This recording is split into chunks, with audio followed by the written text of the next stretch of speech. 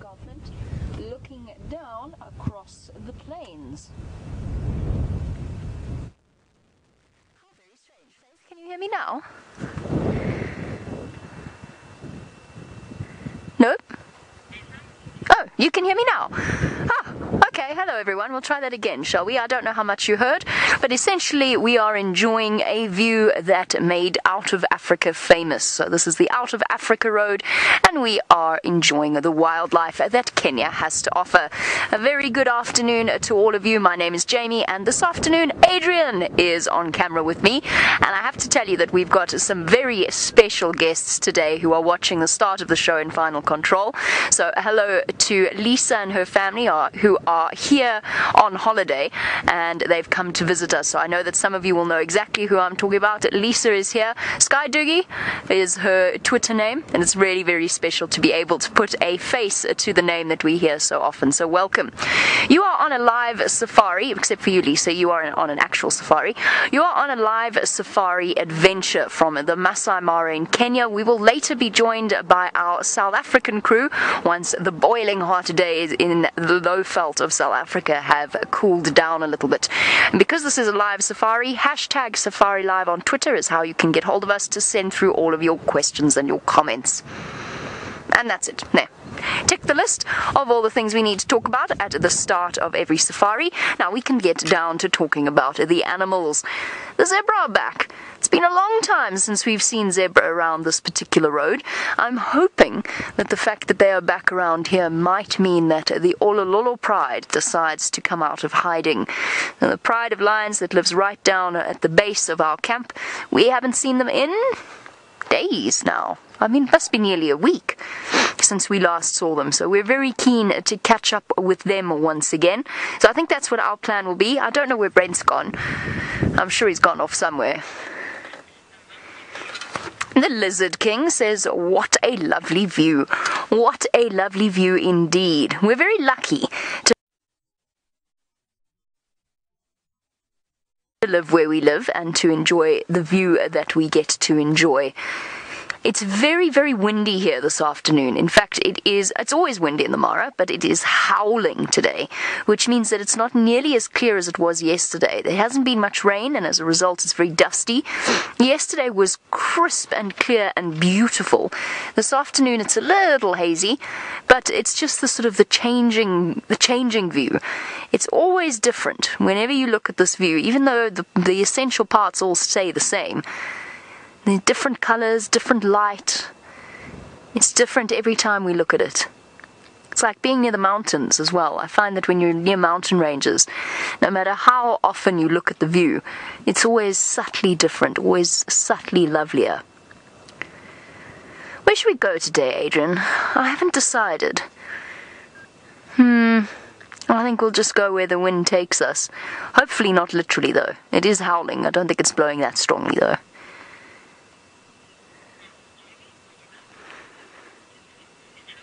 So as we move on from the beautiful view, I mentioned that Brent is out this afternoon. Let's jump on board with him so that he can say hello to you all.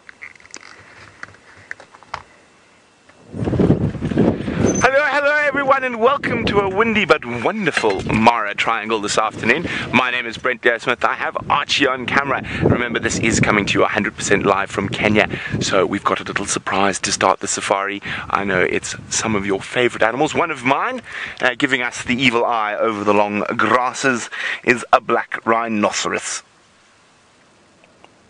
You can see how windy it is, and as the grass blurs. There's actually two of them that I could see. One was having a nap, that one's up and about.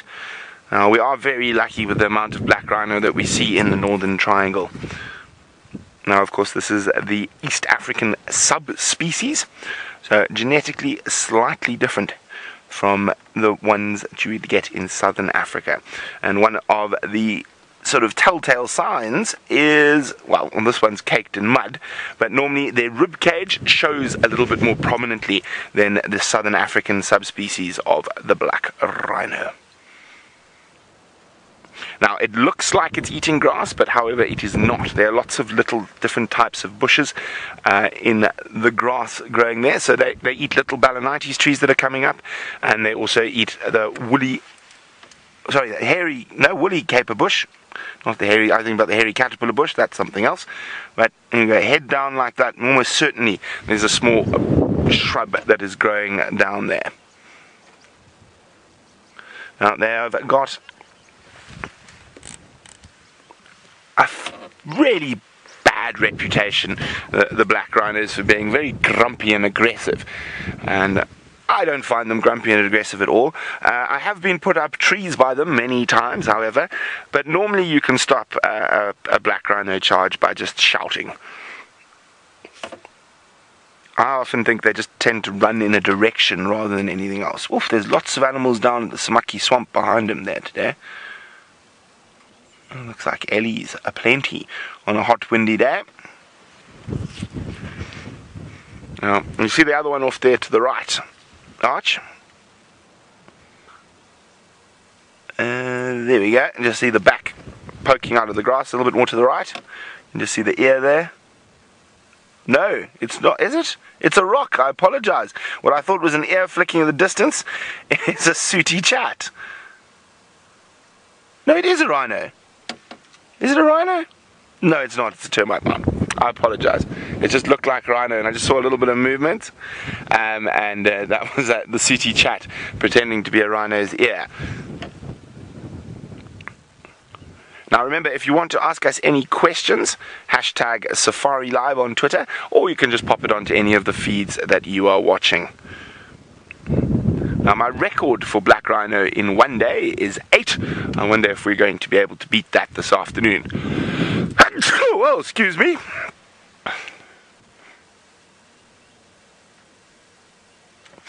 Okay, but I am looking for lions today, and the reason that being, I saw absolutely no lions this morning, and they were around here somewhere. There are lions somewhere. There are lions. Somewhere near the rhino, it seems like. Okay, I think I'm sitting a bit low here. I'm gonna have to jump up. Oh.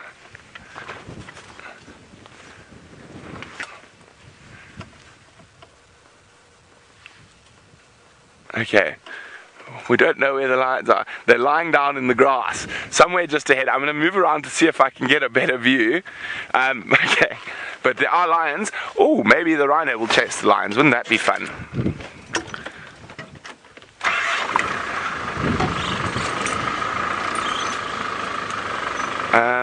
Let's go to the next road that loops around. So, of course, this is the Olololo Pride. They like to climb trees, so I was hoping they'd be up in the trees, but alas, I think the wind is strong enough today to keep the biting insects at bay.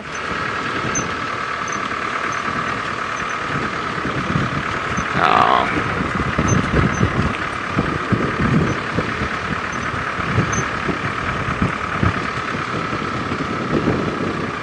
Okay, well, I try to figure out where these lions are lying in the grass.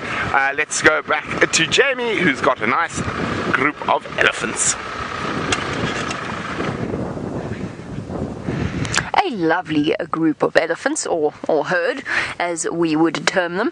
I hear, by the way, since Brent is in a truly dramatic mood this afternoon, I hear I missed a dance this morning.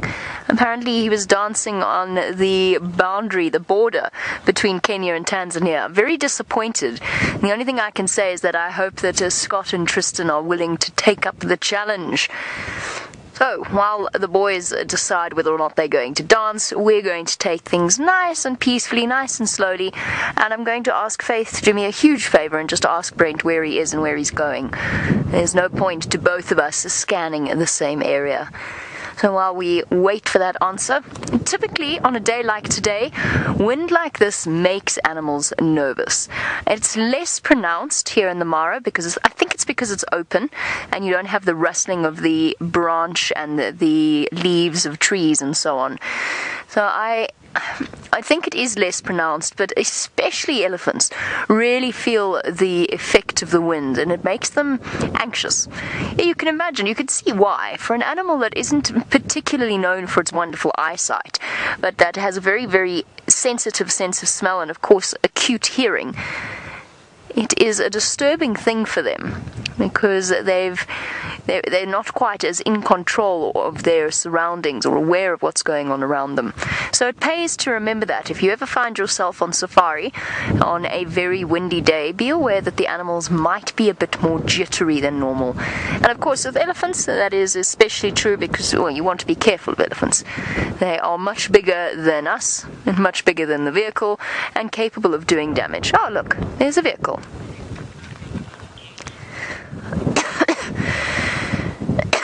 Brent's stolen my idea. That's exactly where I was going to go. Okay, I was driving towards the Ololola gate, but he beat me to it. Alright, no problem. We have the joy of having no set plans is to not stress about something like that. There's a big female over there. She's probably...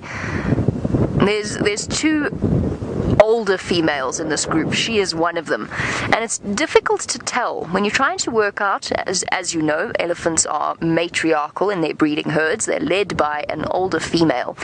The matriarch often walks at the back, so it's actually quite hard to know or to gauge whether or not you're looking at the matriarch or whether it's one of the higher ranking.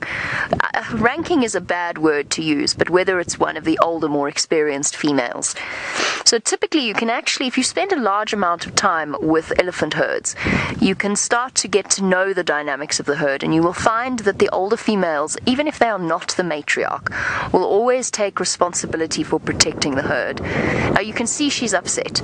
She's unsettled. They're comfortable enough to still be feeding, but there's just something ever so slightly off in their body language. They're constantly stopping, ears out, looking around, raising their heads to make themselves look bigger, just in case there is a threat somewhere in the grass. And that's just because of the wind. It's got nothing to do with us. We've parked far away because I could feel that they weren't 100% relaxed. And she will take on the role, whether she's the matriarch or the second in command, she will take on the role of protecting the rear of the herd. And if there was to be any kind of a threat to them, then they would band together with the youngsters, tucked safely in the middle of the group. I love elephants. To spend time with elephants is just so special. Julie says that this is a spectacular scene. It is spectacular. It really is. We're so spoiled by the views that we get out here that we almost sometimes take them for granted. I think I've been to many beautiful places, and Djuma, of course, will always be my home. It's my home. It's where I've started guiding, where I continued guiding. But I do think that the Mara is probably one of the most picturesque places I've ever been. It just creates these scenes. The balanites trees, the fields of grasses.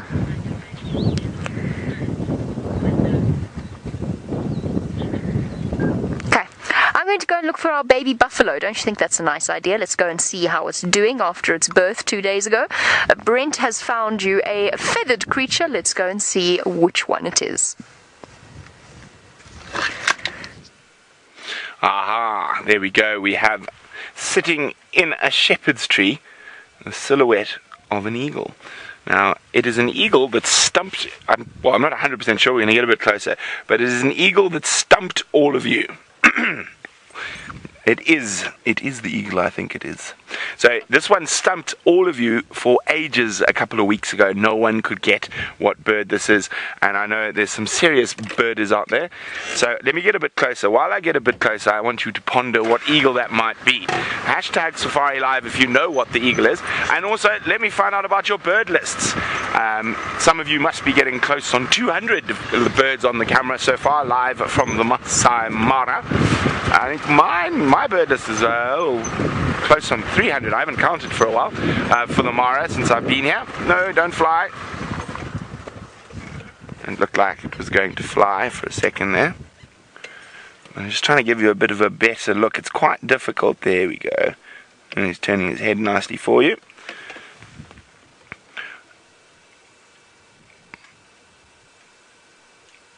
Absolutely stunning. Okay, let's try and get some light on him. Hopefully he doesn't fly as we creep an edge closer and closer.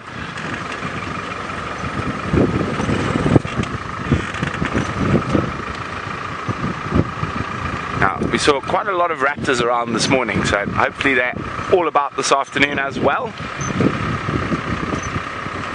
Now, unfortunately, we did find the lions. Oh, I nearly forgot. I got so excited about the raptor.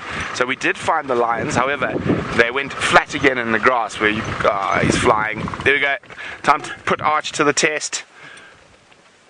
There we go. On him. There we go. He's on him. Oh, there we go. Now look at that. That's perfect.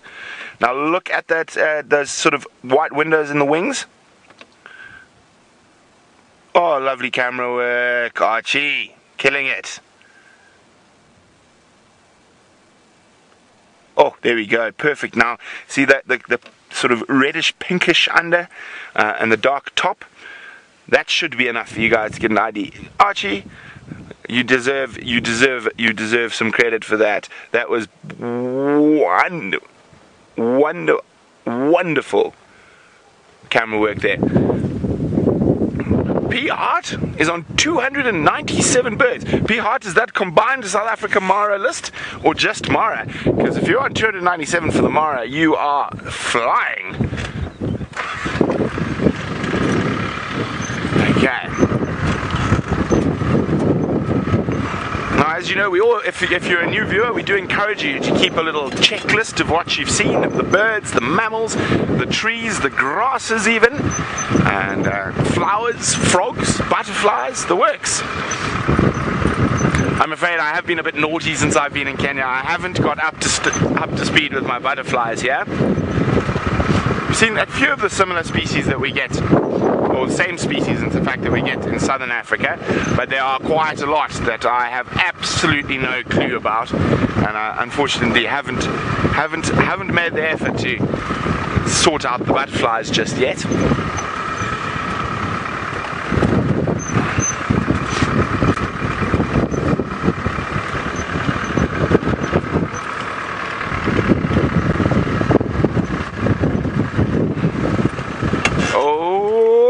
Archie, are you ready?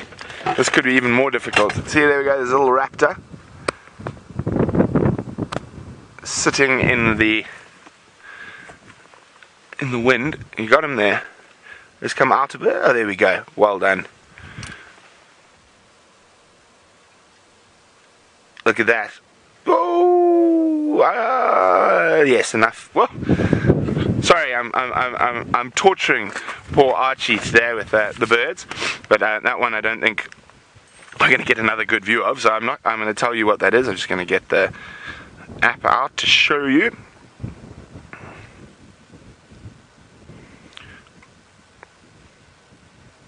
Not that one. There we go. Oh, it's back. I think this bird is going to come back to haunt you yet again. So the eagle that just disappeared, Aaron and Faisal say African harrier hawk. I say no, you're wrong. But there we go. That was what we just saw disappearing. There we go. Very pretty little raptor. There are quite a lot of them around at the moment.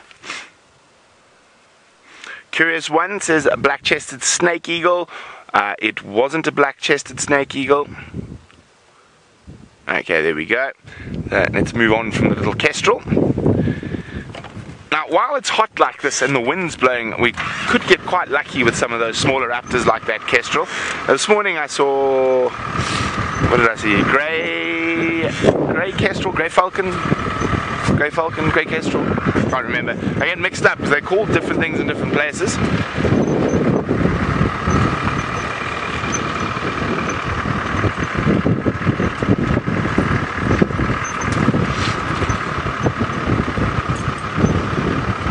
First Lady Shah would like to know, can eagles prey upon small animals like baboons? Well, yesterday, if you're watching the sunset safari, we saw a martial eagle. They will even prey upon lion cubs, but baby impala, baboons,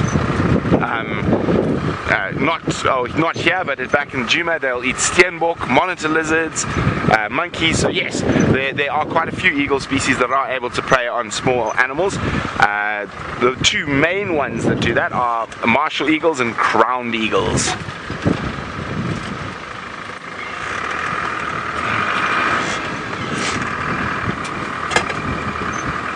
Okay, I know Jamie's now been trying to find that buffalo herd that had the newborn calf a day or two ago to see if it has evaded the lions of this area. So let's see if she's managed to find that little bundle of joy.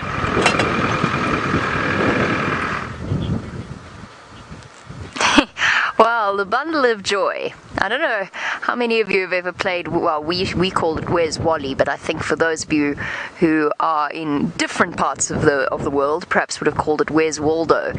That's kind of what this feels like, this scene in front of us.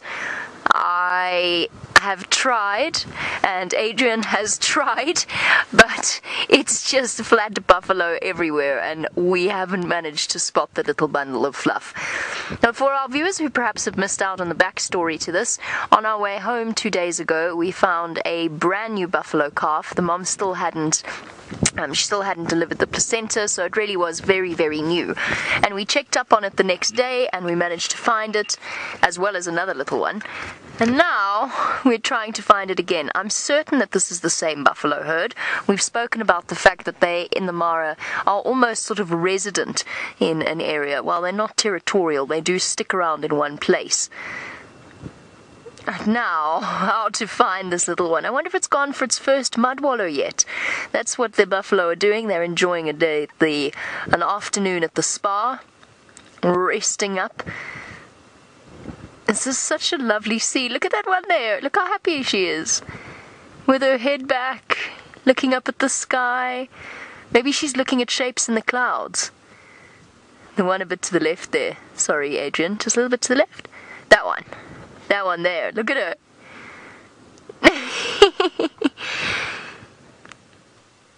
Dozing, ruminating. I wonder what shapes buffalo would see in clouds. That one looks like a buffalo, and that one looks like a lion. That one looks like a nice, tasty bit of grass. Oh no, that's just the one in my mouth. So all ruminating animals, actually, the process of ruminating very closely resembles sleep. So their brain waves start to resemble the brain waves of an animal in deep sleep as they ruminate. So while they're not asleep, they are catching up on rest. Because as you can imagine, it doesn't pay to spend too much time asleep, although this time of the day is probably the best time to do so. Oh, a youngster going in for a bit of a wallow. Go and join mum there.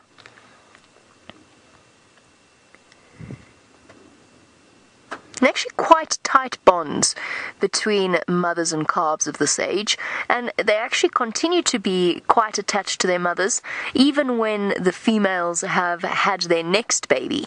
So they still stick around, they still stay close to mom, and that was something that we saw with that poor buffalo with a broken leg. We never found out what happened to her, but she had broken her front leg, possibly both front legs, and she had 2 calves with her, one young one and one older one, and they stayed with her the entire time. It was very, very touching. It was a very sad situation. And I think in a way we're quite glad that we never found out exactly what the end point of that was. Is that the baby there? Maybe.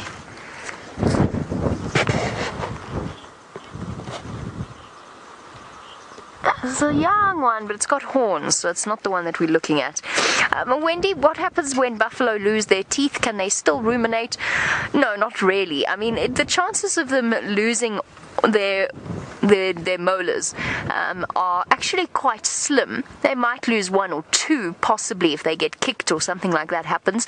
But if you have a look at a buffalo skull, you'll be able to see just how deeply rooted their molars are. And they're huge. They really are big, and very obviously the surface of them is very, very rough. Now, they don't replace their teeth in the same way that elephants do. They don't get new sets of them. So as a result, they do wear down, which is more likely to happen than them losing their teeth. And then, of course, they can't chew as efficiently. But because it's the rumination process, it's still, it's a very, effective is the wrong word, it's a very thorough digestive process.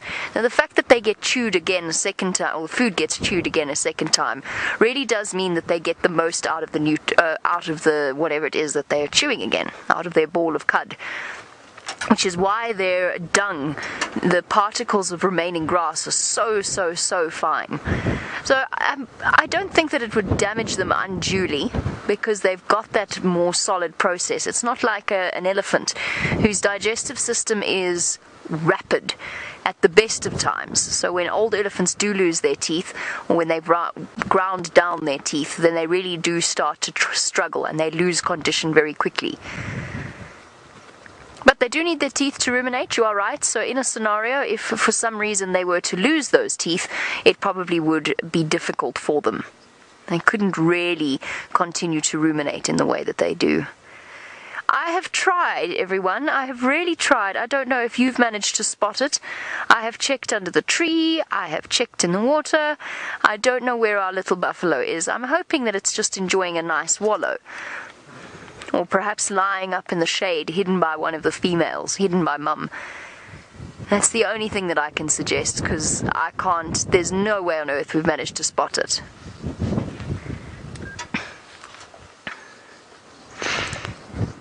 Hey buffalo, have you seen any lions about? I don't think so. I don't think you have at all, because you've been here for the last 3 days. You haven't moved.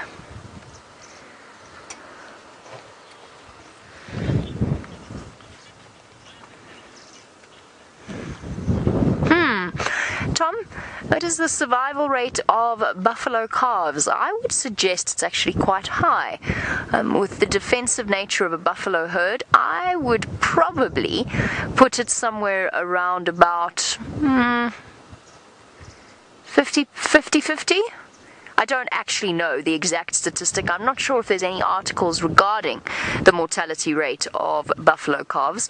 We know, of course, that for predators they have an exceptionally high mortality rate before their first year, and naturally a buffalo calf is more... A buffalo is more fragile, is more vulnerable, a young buffalo calf. But the only thing that really hunts buffalo would be, oh, there's a bit of a scrap there on the left. Everybody's up. Maybe there's a chance for us to see the calf now. Lions and hyenas are really the only animals that actively hunt buffalo. Leopards have been known to take buffalo calves, so have wild dogs, but it's very rare. And cheetahs certainly wouldn't. So I'm going with 50-50. You might even find that it's a higher probability of survival. I don't know. It's a good question. There it is. Well done, Adrian. There to the left, by the elephant. Hey! There we go. There's our little buffalo calf, or at least one of our little buffalo calves. Well done. Bravo, Adrian. There's two. There we go. There's the second one, lying next to Mum. There's the two youngsters. Bravo. By a happy chance, we managed to find them. I was just about to give up.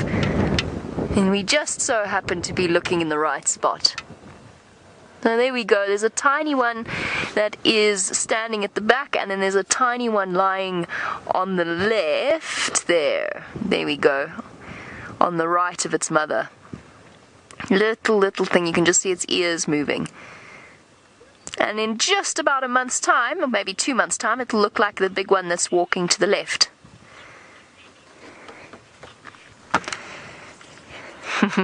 First Lady Shah, the reason I'm chuckling at your question about buffalo calves is because we actually had a sighting recently where a buffalo calf of around about 6 months, maybe even older, maybe even 10 months old, looking far too old to still be suckling, was in fact still suckling.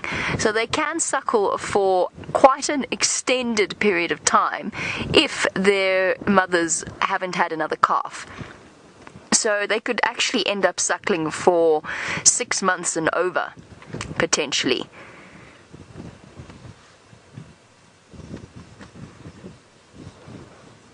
And I've even seen them possibly even up to about 2 years old trying to suckle from mum, because they take quite a while to grow, buffalo calves. And it's not as rapid a growth as something like an impala, for example. They take a while to mature. How sweet is that? So there we go. Our little buffalo is still alive and well, resting up with the rest of the herd, with the protection of the herd. And by the way, if anyone does know the answer to the mortality rate of buffalo calves, I'd be very keen to hear. Maybe Brent knows. I don't know. I don't know off the top of my head. I suspect the mortality rate is a lot lower than the predators. and probably a lot lower than some of the antelope species as well.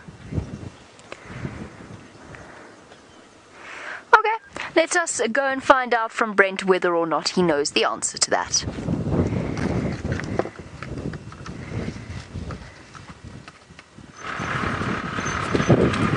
Jamie's hitting me up with some hard questions today. Jamie wanted to know if I know the mortality rates of baby buffaloes. Like with most mortality rates, it completely depends on where you are. So I would say the mortality rates of baby buffaloes in the Mara is far less than the Greater Kruger or Botswana or Zambia, just because the lions here don't hunt buffalo as frequently as the lions in those areas. But I'm guessing, and this is a complete guess for the Mara, I'd say the mortality rate's probably close on 40%, so maybe a little bit less. In other parts, like I know Botswana, they did a big thing on buffalo. There the mortality rate was about 60%, but there in those areas you've got lion prides that are specializing on the buffaloes. Where there is the lions here, apart from the males and the Paradise Pride and the Sand River Pride, buffalo is an abnormality rather than a regularity. So those prides I know specialize in buffalo, but in the Mara. But the males here, they do quite a bit of buffalo hunting. The Triangle boys, the Chitwa boys, and the Paradise Pride. I've seen the females hunt buffalo. Now we have seen the Olololos and other prides hunt buffalo, but I say they'd rather not if they have a choice. And even with the Olololos, they seem to only focus on baby buffalo, completely avoiding the adults. And when we do find them on buffalo kills, there's always the males involved. Now, which is obviously quite a nice story if you look at it compared to the Angama pride back in South Africa. If there is a buffalo within 10 kilometers, they will find it. Those 4 girls take down, or those 5 girls take down massive buffalo bulls all by themselves. And then did I take the wrong road? No, I want to go this way.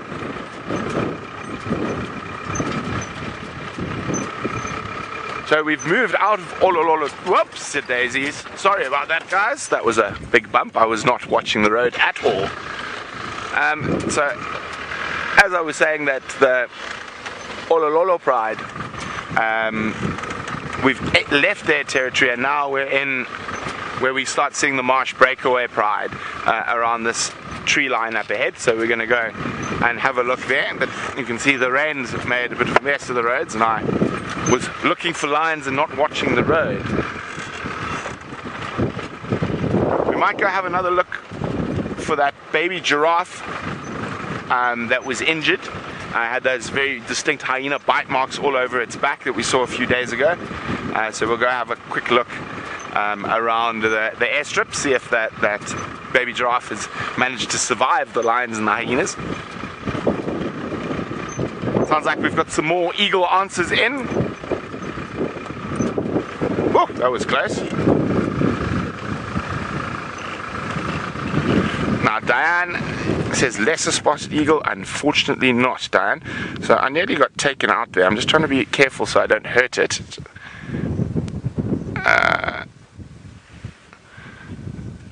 It's amazing how these grasshoppers' legs can grip these tiny little things. I'm trying to think where you're going to be able to get the best shot of it, Arch. No, that's not, how's that? I'll try to keep it as still as possible. But if you look at their feet, you can see they've got 2 little like claws on there, and that was gripping into my finger. Now this is a grasshopper that you could eat if you were hungry enough. A very good source of protein.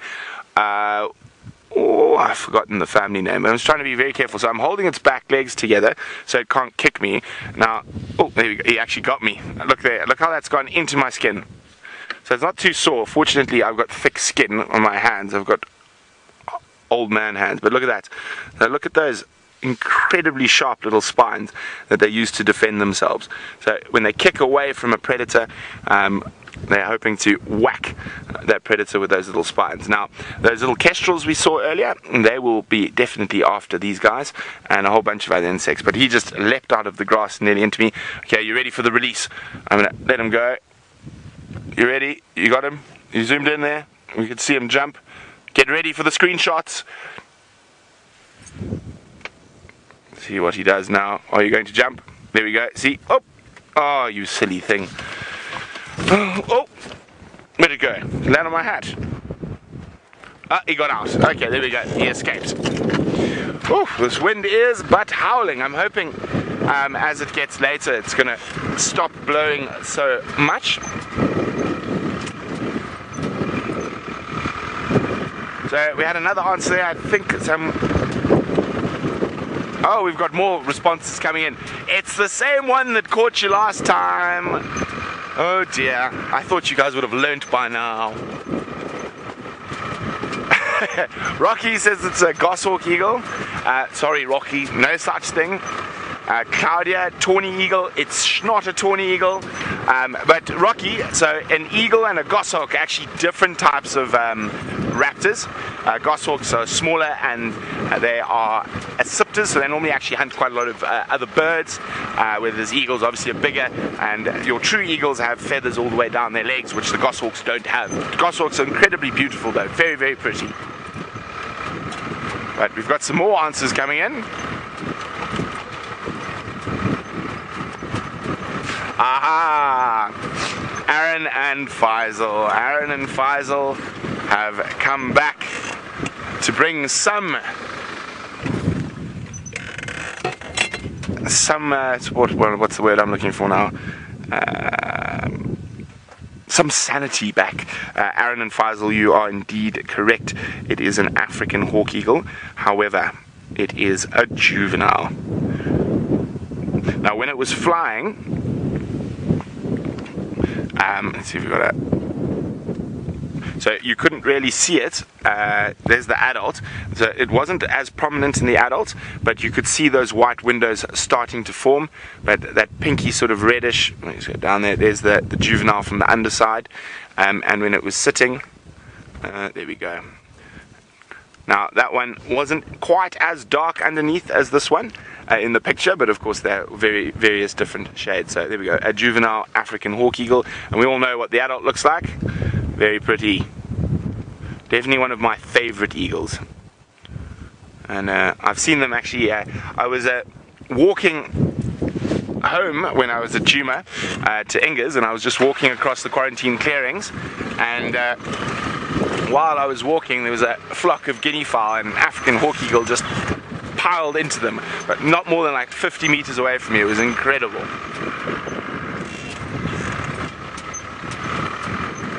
Aha! Oh no, they don't take off. Let's see if it goes back.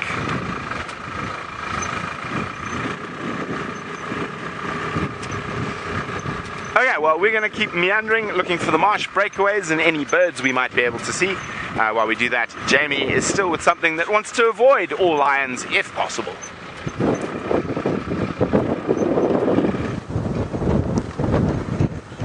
I think that this herd would definitely prefer to avoid the lions, and as the Olololo pride grows, their hunting will go from strength to strength. And typically the Olololos haven't actually really targeted buffalo all that often.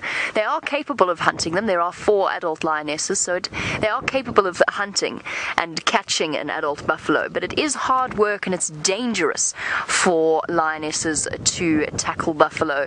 The most recent kill that we were with them up at the top of the hill was a buffalo, but that was when they had the assistance of the 2 big males. We think. We don't actually know. But there's lots of youngsters in this herd, so they'll want to be avoiding the lions. That's why they're lying out in this particular spot. It's a really nice open area, whereas all around this patch of soggy, marshy bit, that was really, some great terminology there. Soggy, marshy bit. Kind of describes what it is, though. It's basically just a drainage area for the little mountain streams. There's always water around here, but it's lovely and open. And all around them are fields of very long grass that could very easily hide a stalking pride of lions. But just imagine what the Olololo pride's going to be like in a year's time, with all of those cubs nearly adults.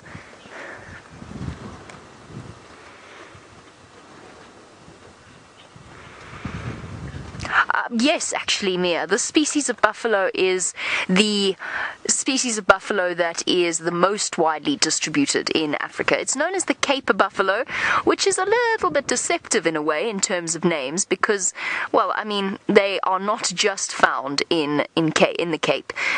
They've recently been termed more the African buffalo, and they are found anywhere from, all the way through South Africa, through most of Africa, actually, sub-Saharan Africa. They do come with different subspecies. As we talk about this, we've been talking about this a lot at the moment. Obviously, there's arguments as to how they're classified, but most people seem to agree that there are, in fact, 3 subspecies of buffalo, and the ones that occur here are the same ones that occur in South Africa. So you find them almost everywhere throughout sub-Saharan Africa.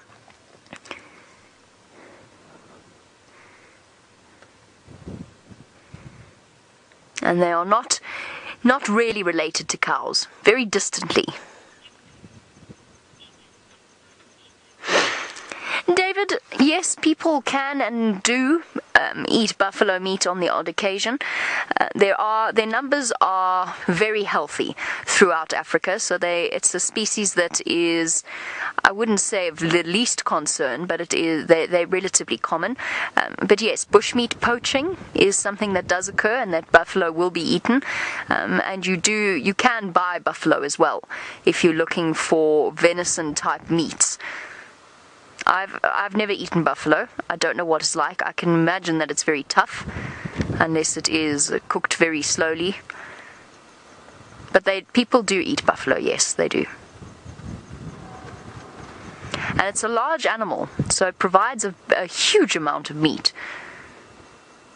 Bear in mind that a lot of people on the edge of these reserves, on the edge of all reserves, live in extreme social poverty or economic poverty. They really, people, while these reserves sit as protected areas, and that's the way that we want them to be, there are people who struggle day to day to not even just make ends meet, but to actually feed themselves and their families.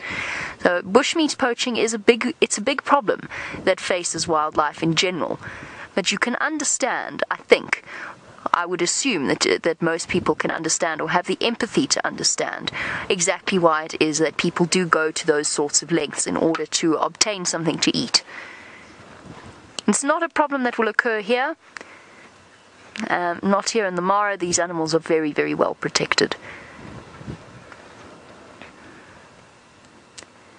It's just the lions that they have to worry about.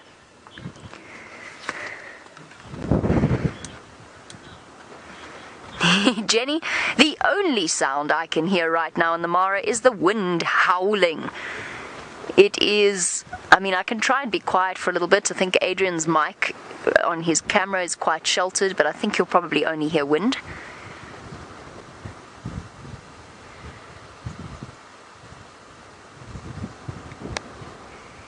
And it's whistling over the top of the car. Do you know, if you park Wendy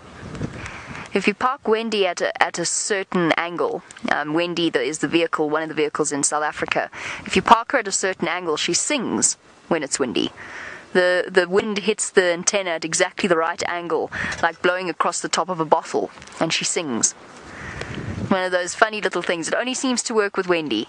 I've never managed to get any of the other cars to do it.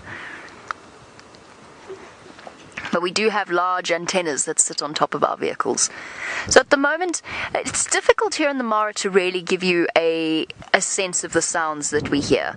Because behind the wind, or below, I don't quite know how I'd describe it. Beyond the sound of the wind, there is absolute silence.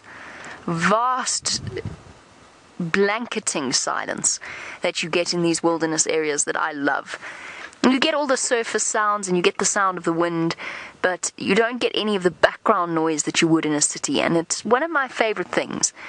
And one thing that I find that when I go back to a city, I actually struggle with in the beginning is the overstimulation of all of the sounds, because I'm so used to listening out here, listening for alarm calls, listening to the birds, listening to the animals, that I can't filter it out in the way that people who live in a city are accustomed to doing. And it takes me a few days of being, I wouldn't say jumpy, but certainly I have to actively try and block out the sounds of the city when I do visit, especially when I've been out for long periods of time, as I have been recently.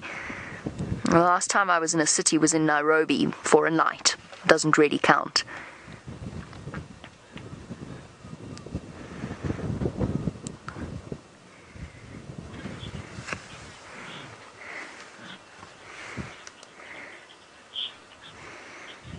In a deep, if a predator were to show up now, it's going to be difficult to predict exactly what this herd's going to do. They could do one of two things.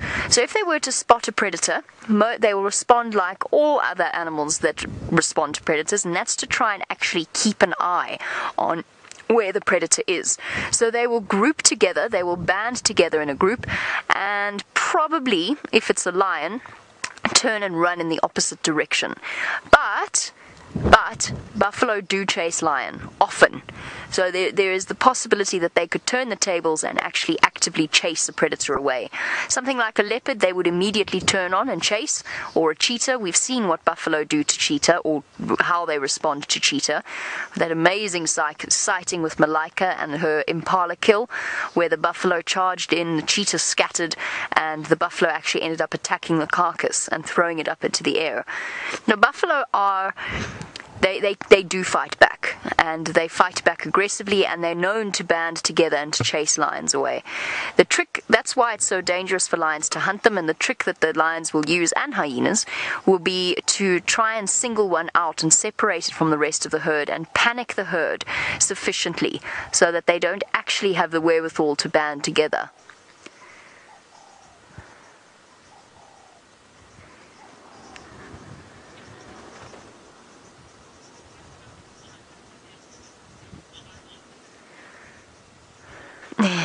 Scarlett, you know, it does happen that buffalo charge vehicles every now and again. I've been chased a few times in the Mara by upset buffalo that it wasn't my fault.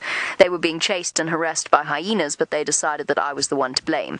And when a buffalo does charge a vehicle, if it does hit a vehicle, I've never been hit by a buffalo before, but I do know people who have been.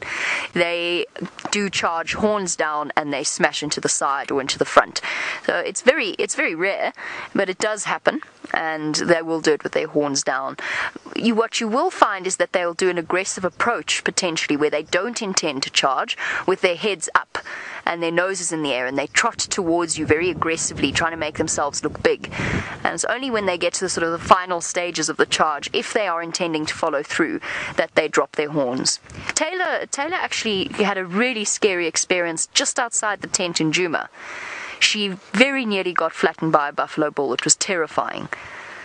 She was just walking very close to the tent. James was presenting, and all of a sudden she looked up and a buffalo was sprinting towards her with its head down. And she managed to run. She had no choice. She had to run. She sprinted and dove. She did a swan dive, apparently, into the tent itself. And the buffalo just stopped before he went in after her. I mean, how terrifying is that? That is really scary. But buffalo are far more dangerous to people on foot than they are to people in a vehicle. I know some people who've taken them for granted and driven too close to them, and all of a sudden found themselves with a massive dent and one very upset vehicle mechanic waiting for them when they got home. They're not quite strong enough to flip the car.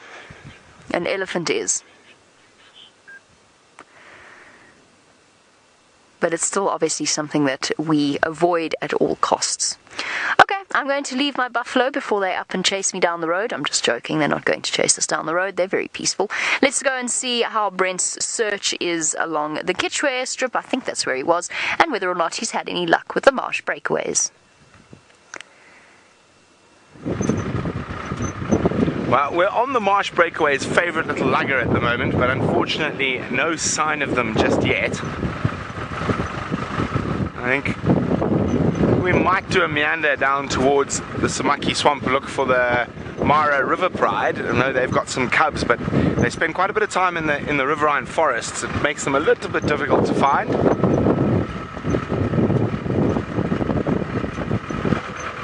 But you never know what's going to happen next on a live safari.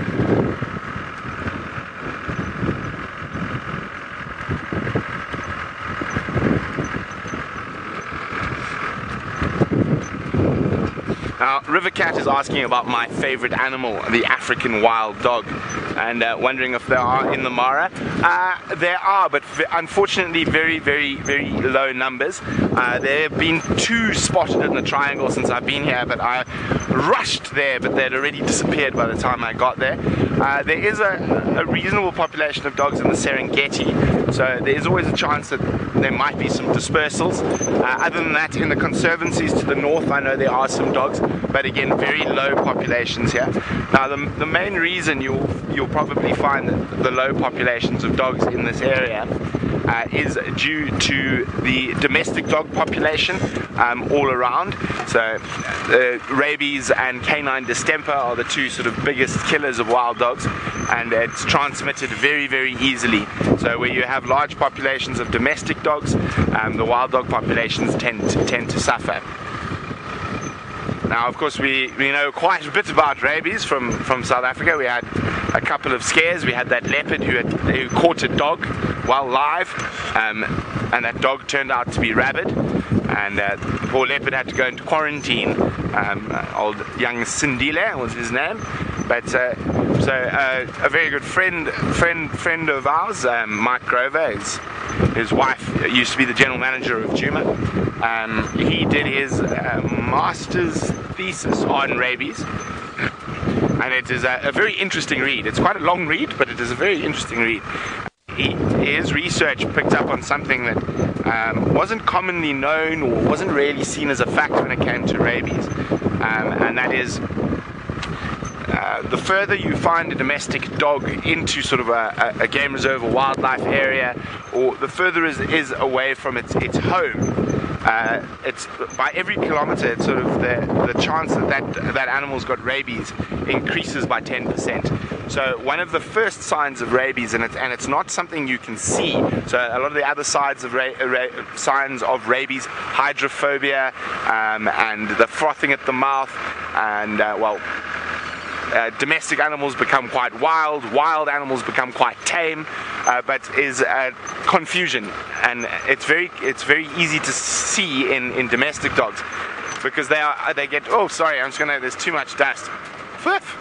They get quite confused, so they're unable to find their way back home, and so hence they tend to wander further and further away from their home, and that's why as you go further, the percentage chance that animal has rabies gets higher and higher. But yes, unfortunately, I'm always hoping to see wild dogs.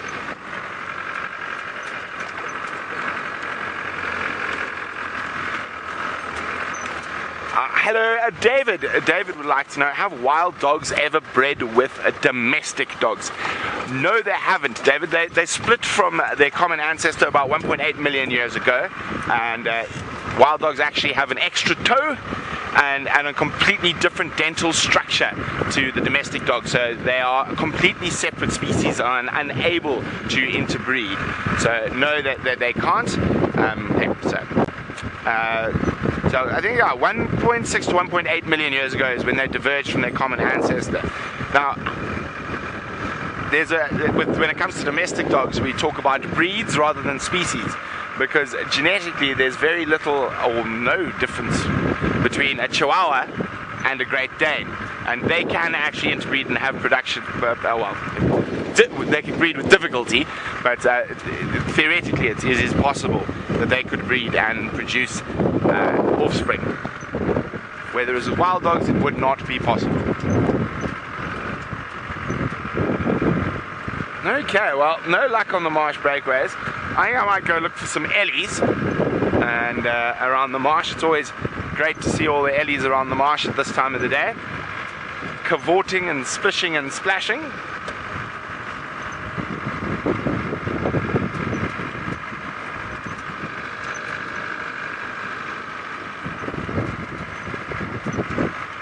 Yesterday there was a nice big group of ellie bulls around here, youngsters, but only seems to be one. I think they're quite likely in the forested area where it's a bit cool. There we go. Here's a little boy. Well, probably around 23, 24, maybe a little bit younger.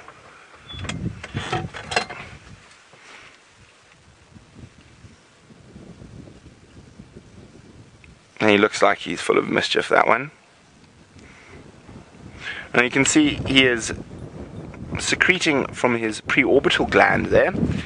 Now, in a lot of places that can be seen as a sign of stress, but with a young elephant bull like that, it's probably just his hormones playing havoc. So the fascinating thing about elephants' must cycles, so the male's breeding cycles, is that and they change and they vary from area to area, but the little boys like this will have their must cycle in the time. Is he in must? No, it doesn't look like it. In the time when the least females possible will be in estrus, and your big dominant bulls will all come into must when the most females are in estrus. And it's quite a tough life for a young elephant, because he reaches sexual maturity at about 13, 14 years old, but very seldom do they ever get a chance to mate till they're about 30, and that's when they're big enough to compete with the big boys for breeding rights. So you can imagine poor young elephant bulls are incredibly sexually frustrated for more than half their life.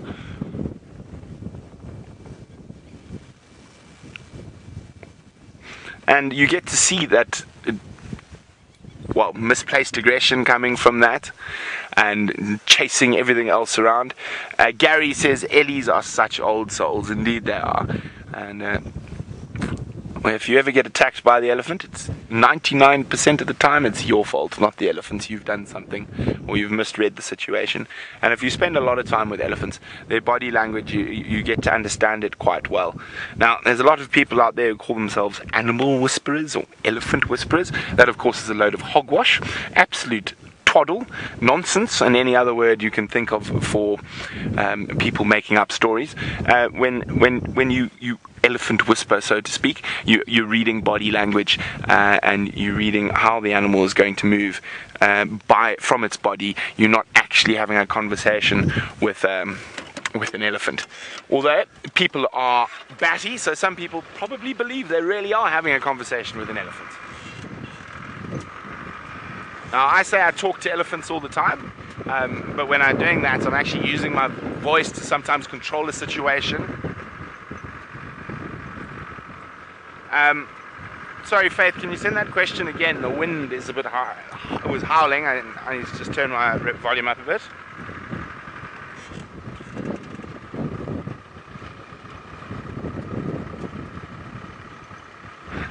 Sinak would like to know what I can tell you about young elephants' hormones.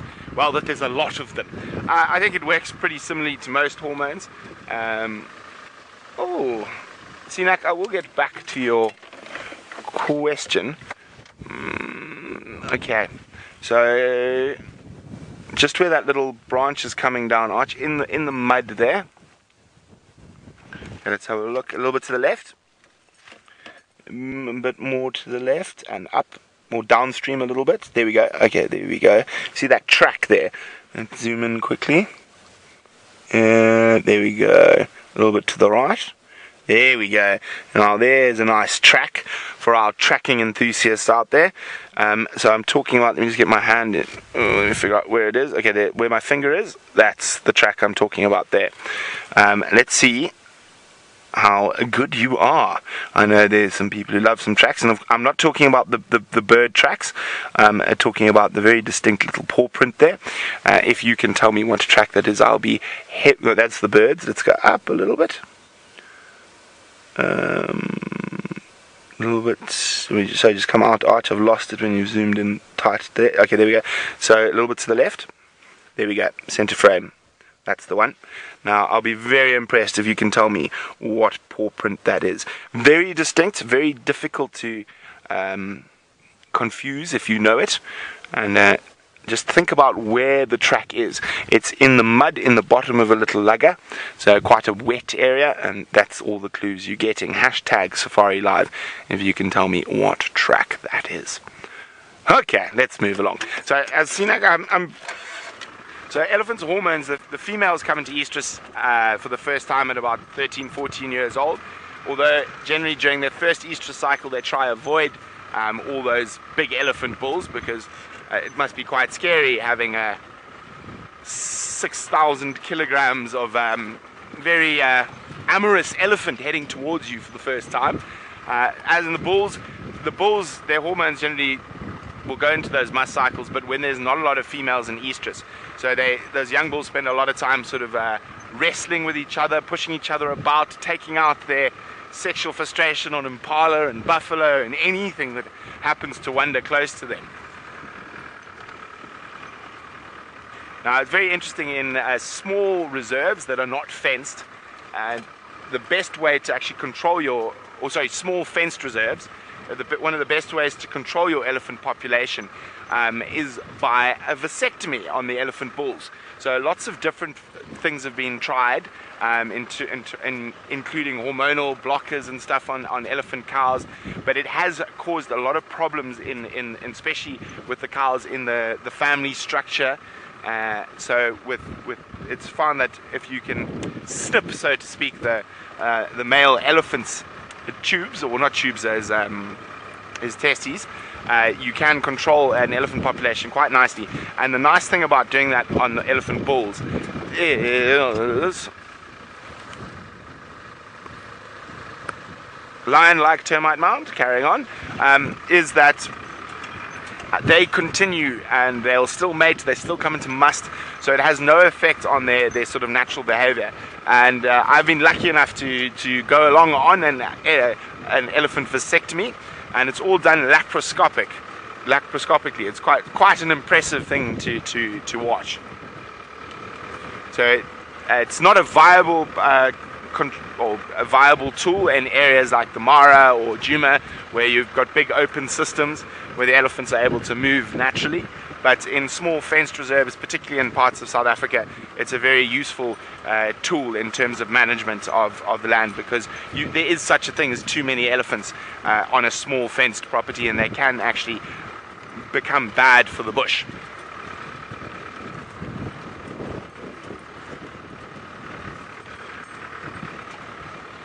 Well, since I've been yabbering on about elephants, it seems like Jamie's found some more to show you.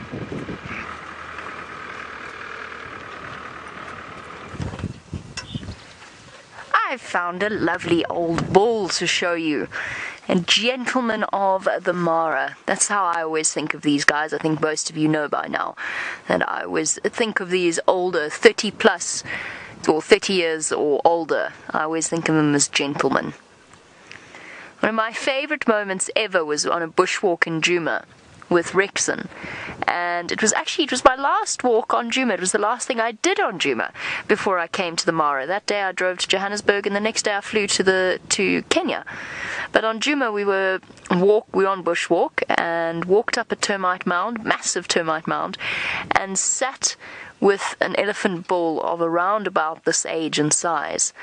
And he hadn't even noticed we were there for a long time. Eventually he realized, and he sort of ambled up to us, and then he ambled a bit closer, and then he was basically right on top of us. But we were perfectly safe because we were sitting on a termite mound that he wouldn't have been able to scramble up. So we were perfectly safe where we were. And as he got to the point where he was stretching out his trunk, almost to the point of touching Rexon obviously had to draw attention to the fact that we were people, because the elephant was getting a little bit too curious.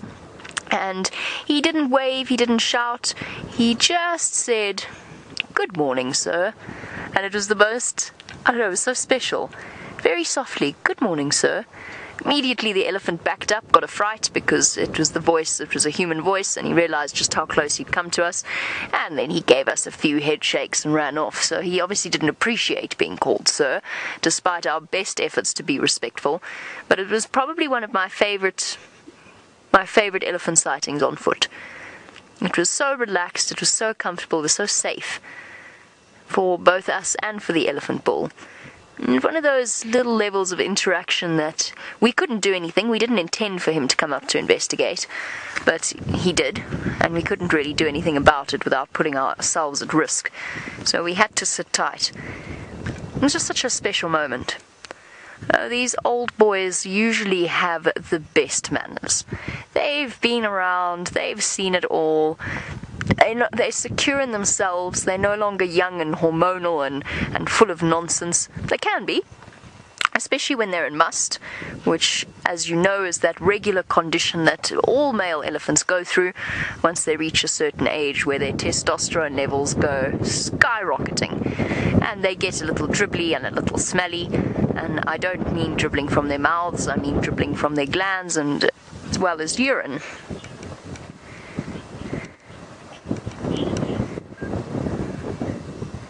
I'm sorry, Faith, the wind is howling to the point that I can't actually hear you. I know there was Shelley, and I know it was a question about must, but I didn't quite get the essence of it before I start answering a question that Shelley didn't.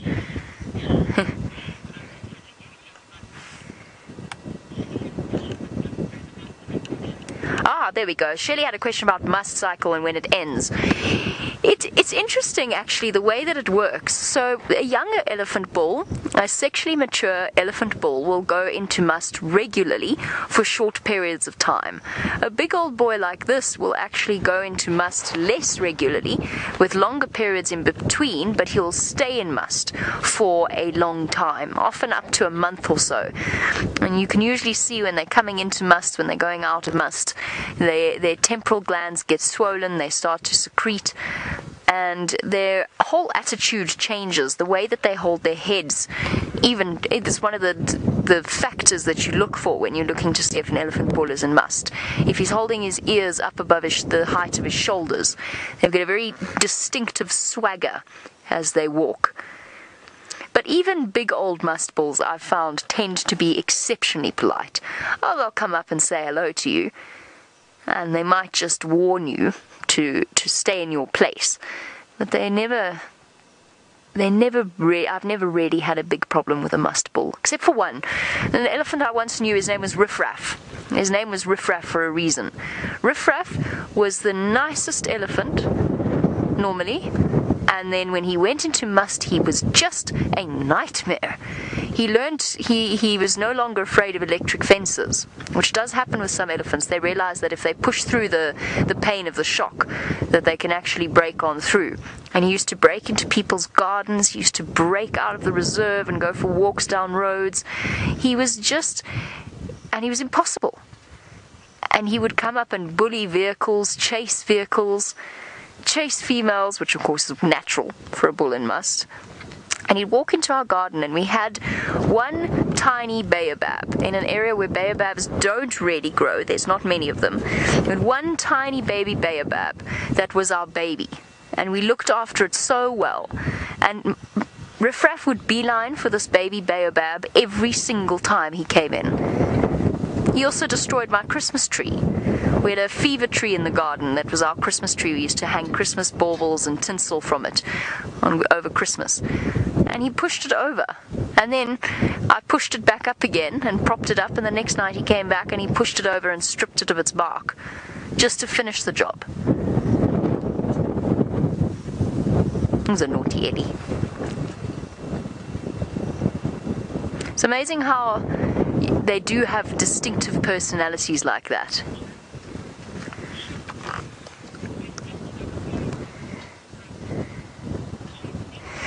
Chelsea, let me just be careful here. Not as far as I know. I don't think there are certainly no other male animals out here that go through the must cycle. As far as I know, I'm trying to think if there's any animal on the planet that goes through a must cycle as well as an elephant, or like an elephant. Obviously, all of the species of elephants will go through it. But I think it's unique to elephants. So let me rephrase that. Because what does happen in breeding time, like what you will see will happen with the impala, for example, on Djuma. When it's their breeding season, the males do have an increase in testosterone, for a very specific limited amount of time. During that time, their necks thicken, their testicles get larger, and they become more aggressive and very worked up. So it isn't termed a must cycle, but it's done for a very similar reason, and that is, of course, because it is breeding time for those sorts of animals. You'll probably find that warthog or wildebeest will go through something similar. Any animal that has a distinct breeding season, a defined breeding season, whereas elephants will go through must throughout the year. There's no set time period. I don't think there's any other animals that do that, apart from the way in which I've just described during a breeding season. And it's different. Their testosterone levels don't rise nearly as much as they do in elephants. 60 times the normal level. You can imagine, could make even a gentleman a little bit antsy.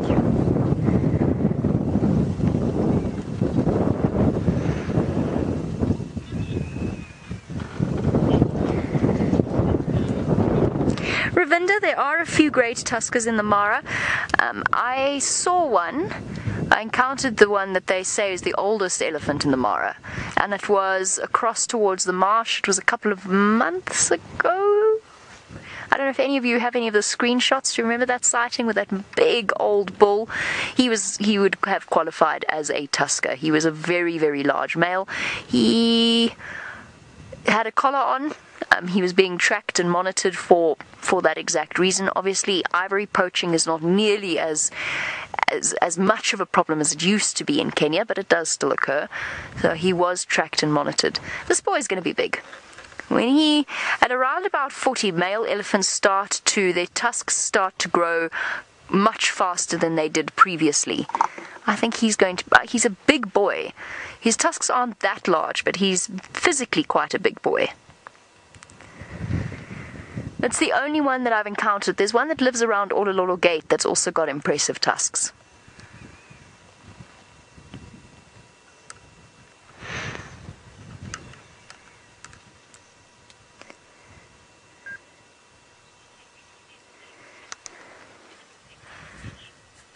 Okay, lovely boy.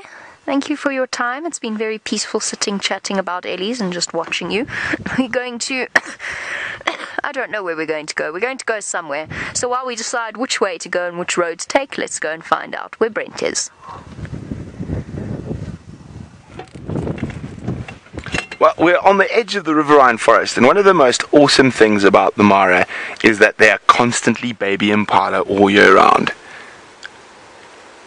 Hello, some of them are looking intently towards the forest. Who knows? Look at that. Aren't they sweet? Oh, little cutie pies. So that is one of the nice things, that they are just constantly baby impala all year round. Now, I'm hoping we might get a leopard around here. I haven't had much luck with triangle leopards. I've seen quite a lot of leopards on the other side of the river, but unfortunately in quite a lot of those luggers where our signal isn't great.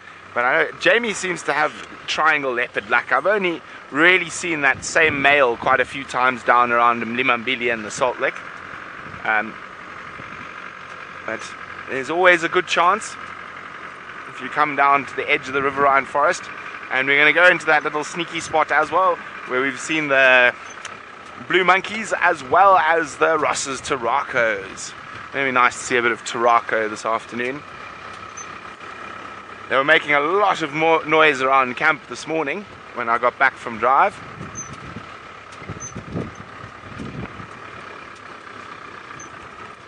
But so our plan is we're going to scoop through here, have a quick look in that little lovely spot next to the Mara River, then go spend some time with the Ellies on the Samaki Swamp, and then we're going to head back towards where we last saw a flick of a lion's ear in the long grass. As it gets cooler, maybe they'll be hungry and maybe they'll be up and on the move. But here we go. I know I've spotted one of everyone's favorite birds, the ground hornbill.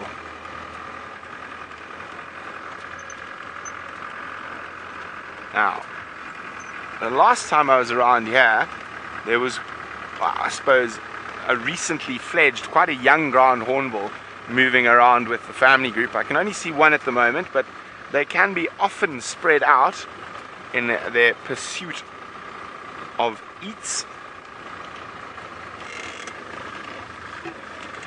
And they are so relaxed here in the mare. Oh, as I say that, of course, this one decides to take off. But normally they are very, very relaxed in the mare, and you can get very close to them. But it could just be the wind that might have given it a bit of a spook. Well, let's move around, see if we can get a view of it in the tree.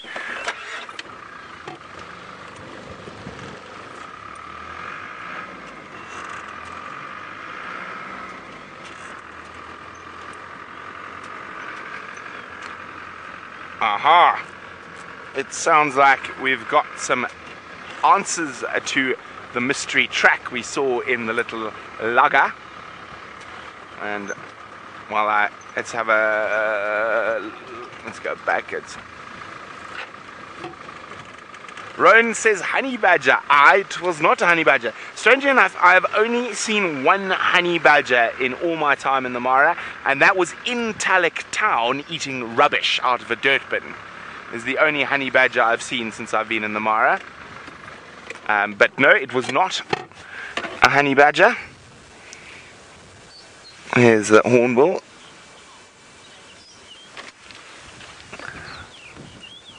Bushman Tom says a clawless otter. No, but closer, definitely closer. Cape clawless otters, the footprint would have been quite a lot bigger than that. And also in that soft mud like that, with the Cape clawless, which is actually quite a big animal, you need to keep a close eye because there's often the trace of the tail dragging in mud like that. So not a Cape clawless. Okay, look at that, cleaning his bill. Tiny Meadows says monitor lizard. Unfortunately, it was not a monitor. It is something that would eat small monitors, though, if the opportunity arose. It eats crabs. It's been recorded fishing. It eats freshwater mussels, insects, frogs, fish. Yeah. And it's a mammal, so I'll give you that much of a clue. Oh, we can hear some mare's parrots. Let's see if I can spot them. Where are the parrots now? They were squawking away on the top of one of these trees.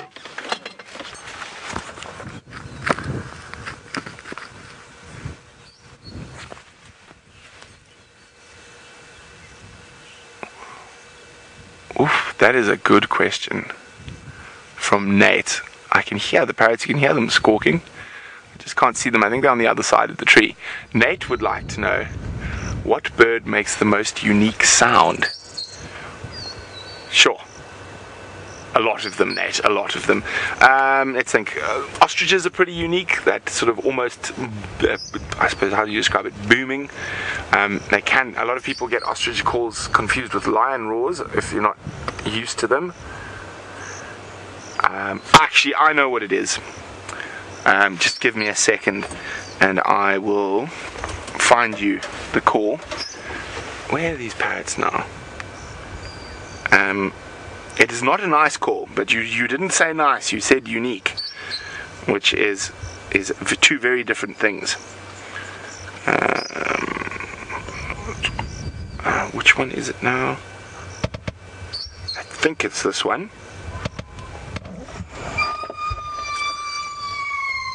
There we go.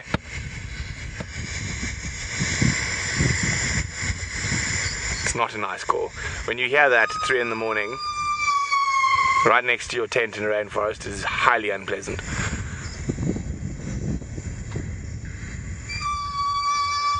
Quite mournful. It is actually a very rare bird, and probably not so much as rare as just the areas it lives in are so unexplored and unknown. It's called the Shelley's eagle owl. It is massive. It's one of the bigger owls out there, and it's only known from a handful of sites in the sort of Congo Basin forests. I was lucky enough to live in one of those sites when I was in Gabon, but I think that's probably one of the more unique calls. Unfortunately, the parrots are not playing along today.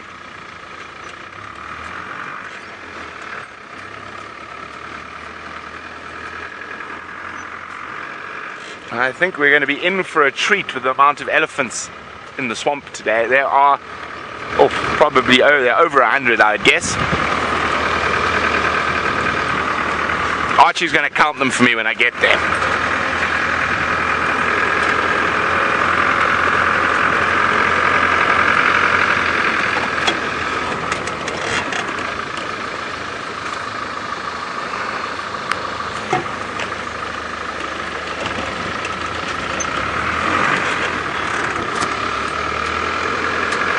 Okay. Still no sign of our spotted friends that live along here, the leopards.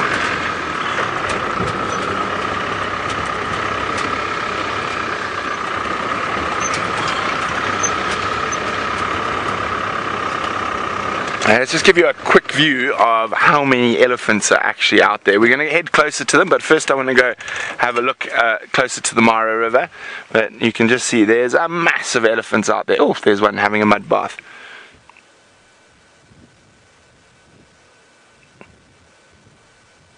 Oh, she's having a lovely time. Now the two areas where I've seen the biggest concentrations of elephants since I've been in the Mara is this area here around the Smucky Swamp, and then in the Salt Lick down where I was this morning. I must when I first arrived in March, I must have seen a group of close to 200 elephants in the Salt Lick, and probably a lot of the same elephants that are now sitting up here in the Northern Triangle, and they do move quite a bit through the Mara. But you can just see there's a huge amount of ellies out there today. That is very, very special.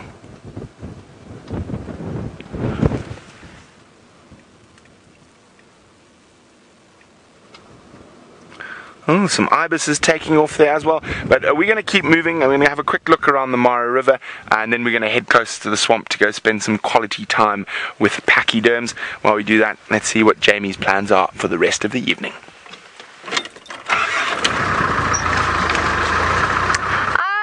To make my way in the direction of the river as well, and then I thought, well, since we're in the area, we're not there yet, but since we will be in the area, maybe we should check up on the crowned crane nest that Taylor found and saw them defending the swamp of the elephants. And I saw them there yesterday, and I'm sorry about that, how very strange. Apparently we were breaking up a little bit there. What was I talking? Oh yes, yesterday we stopped to see if we could see any eggs in the nest itself. We tried really hard. We zoomed right in, we looked because the mother was up. We couldn't see any, but I do want to go back and pay them a visit, because imagine if we could track the progress of the eggs, and then the hatching, and then the little chicks wandering around. That would be quite special.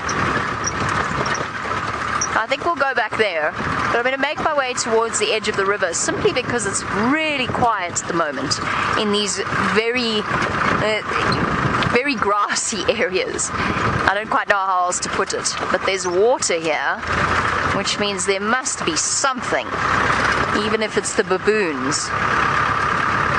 When in doubt on a hot afternoon and you're out on safari, probably the best place to check is around water holes, rivers, anywhere around there. Of course, I say that now and there's nothing. How terribly disappointing.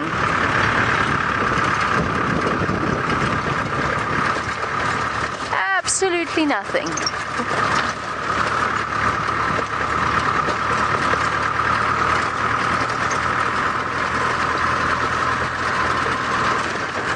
Kitty, I'm really sorry to tell you this, but I don't think she's alive. I actually haven't seen that entire pride in forever. The pride that we used to call the little sausages, that the guides have now started to call the Awinyo pride. And before they disappeared, I'm sure they haven't vanished. They're there somewhere. It's just the grass is so long that we haven't managed to find them. But before they vanished, we had not seen that little lion cub in well over a month. And every time I did spend a couple of nights with them before Big Cat Week, And every time I did that, she wasn't there. The rest of the cubs were with the 2 lionesses and she wasn't there. So unfortunately, I'm very sorry to have to tell you, but I really don't think she's still alive. For me to have spent over 24 hours with them and to have not seen her, there's no way. Very sad. Very, very sad. But we know, we tell ourselves every time that to become attached to a leopard or a lion cub comes with its risks, because they've got a very high mortality rate. I don't know what happened to her. I have no idea what it was. But it is sad. Whoops. No baboons here today. Are the hippos here today? The hippos are here today. I like this spot. It's like a little secret patch of river. Anything else around? No, just the hippo. Oh, the Mara is so low. We've been commenting on it for the last few days. The river is really low. And it still hasn't rained yet.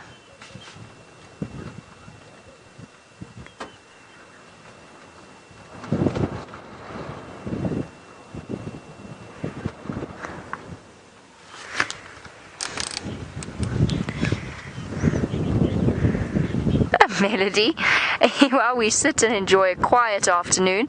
Yes, I do have a dog. I've grown up with dogs. I've always had dogs. I have a dog of my own who's a Weimaraner, and her name is Lexi, and she's the most beautiful dog in the entire world. I'm a little biased when I say that, but I think that she's the most beautiful dog in the whole wide world. What inspired me to get her was actually the anti-poaching dogs, and she came with the natural tracking instinct. We didn't have to teach her.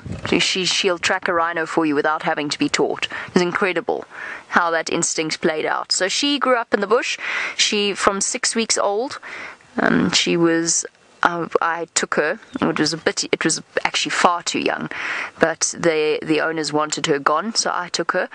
And at 6 weeks old, I took her to the bush. I introduced her to her first elephant when she was 6.5 weeks old, and she got out of the car and sniffed his dung and promptly ate it, and then promptly vomited it back up again. And she's now best friend. She loves elephants. She'll sit quietly in the car, watch elephants, watch all animals, unless it's a predator. If it's a lion or a leopard or anything like that, she gets very, very upset and she growls. So yes, I have Lexi. Lexi is currently living in South Africa with her other mum, my friend Emma. Emma takes good care of her, and Lexi lives a carefree, very happy existence. I have to tell you though, it was terrifying raising her, because now she's big enough that a leopard would probably think twice about tackling her. But when she was a puppy, it was terrifying, because she always wanted to go and explore everywhere, and she was just so tiny and so vulnerable looking.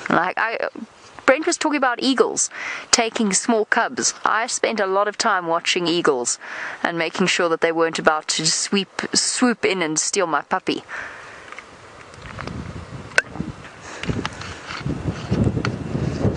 Lexi's a very happy dog. I was telling the story the other day about her sympathy limp that she's suddenly developed around the guests. She's also one of the most socialized dogs in the world, says the hippo. And she's grown up with different people coming and going her whole life, and despite my best efforts, feeding her treats. Shame. Can't wait to go and visit her. Tom, it's scary, isn't it, how low the Mara is? It is really, really, really very low. We went to the main crossings yesterday. Was it yesterday, Adrian? Sure, feels like forever ago. We went to the main crossings yesterday, and the wildebeest could just trot across at the moment. They wouldn't have to worry about crocodiles or anything. Let's carry on, I think. Go along down the river. But it is really low.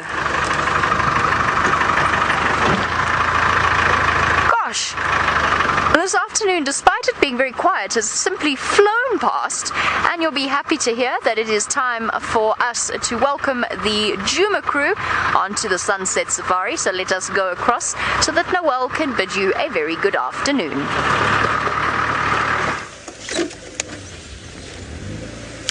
Hello everyone, and welcome to the portion of the show where myself and James Hendry will be joining all of you here in South Africa in the Sabi sands on Djuma and Chitwa. My name is Noel, and on camera we have Jean-Dre. Thumbs up from Jean-Dre.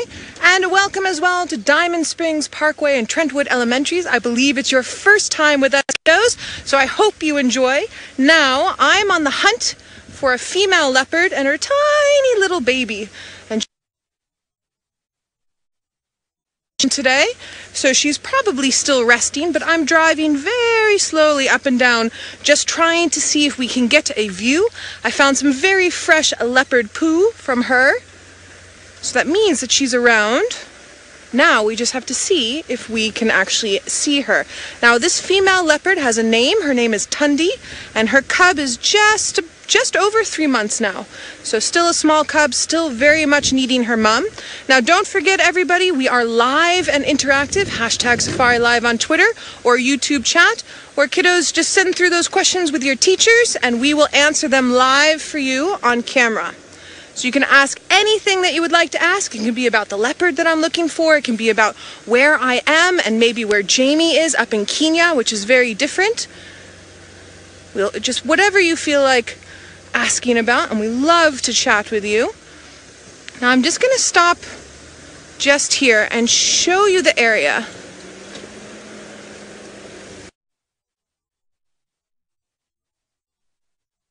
Wendy, you're asking if wild dogs can be raised in captivity. So we have a species, for those of you that might not know, we have a species called African wild dog, also known as African painted wolf. They're not related to domesticated dogs. They have a relation to wolves, but it's about 3 million years ago. Similar to a domesticated dog, but much more pretty in color. And we do get them here on the property.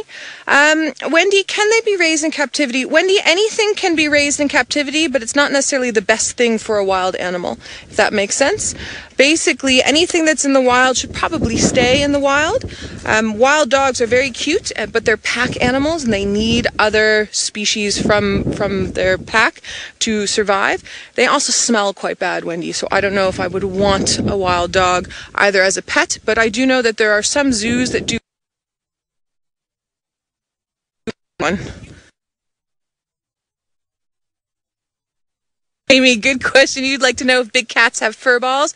Most definitely. I watched a male lion busy eating a giraffe, and so sometimes to get into the meat, they've got to lick a bit off, and then they pull, and then they chew with their side teeth. And this one not only got fur, but it also got cartilage around from the shoulder blade area from the giraffe, and they sat there for a good half hour just going and doing the normal in your house cat. Now this female leopard that we're looking for is somewhere just in here, but because it is nice and warm, she's probably found a little shady spot, and there's certain places where I can drive and certain places where I can't, and just down into that dip is not a place where I can drive at the moment. Zamir, very good question.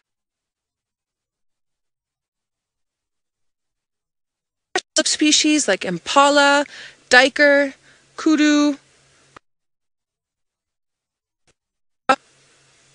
baby warthog, but I've also seen male leopards with big giraffes, sort of newborn to about a year-old giraffe, so not fully grown but quite big. And I've seen there's differences. It depends on the size of the. Now, I could hear a francolin, which is a type of bird, kind of like a partridge, and he was busy alarm calling a little bit over the side. It could be because of a leopard, or it could be because of a bird of prey. What I'm going to do is we're just going to slowly drive, and we're going to look. Jean-Dre is very tall, and also where Jean-Dre sits is a little bit higher than where I sit. So we're both going to have a look and see if we can peer into this gully. If we don't get anything right now, we'll move on to something else and then come back when it's a little bit cooler. Sterling, good question. You'd like to know how far leopards go in a day. Sterling, it depends if they're hungry or not. So if the leopard's hungry, it's going to look inside of its territory as well as possibly its home range.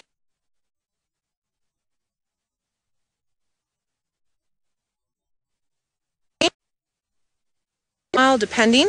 Sometimes if this mama is full, she won't go anywhere, and if she's near her kill, she's not going to go too far. So every day is different. It would be like us. Let's say we've just done our grocery shopping, we have all the food we need in our house, and it's the weekend, we might grocery shop a restaurant to go and eat, similar to that. Okay, now I feel as if Madam Tundi, what we're going to do is we are going to go to a large dam that's not far from here. That's a very good plan. A leopard named Hassana. He's about 2 years old and he likes the dam we're going to head to now, as well as his father, Tingana, who's also the father of this little cub that we're looking for with its mum. And what else? There was buffalo in this area yesterday, so we might pick up on them. And we'll just have to wait and see. There'll also probably be lots of birds by the dam. And maybe something like impala or waterbuck, both antelope species, or maybe a warthog. Is there anything that you all would really like to see? If you had a wish list, not that I can guarantee anything, but if you had a wish list, what would your wish list include to see on our game drive today? Don't forget to send that through to your teacher, and I would love to hear what all of you are super keen to hopefully find. Sorry about that.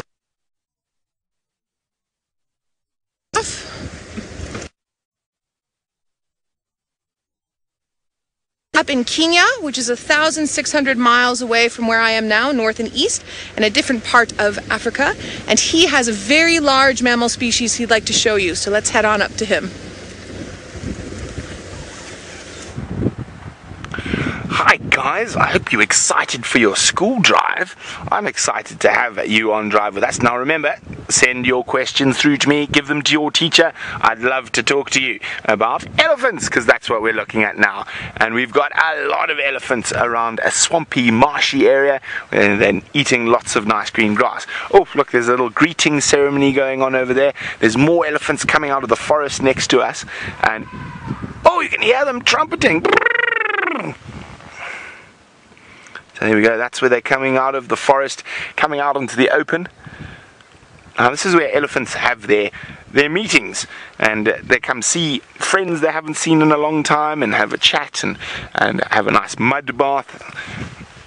Here we go. And you can see that one at the back there lifting up its trunk. It's smelling, it's probably trying to smell us at the moment, just trying to check what we are. So there we go, and look at it, like popping it up so you can get a good whiff.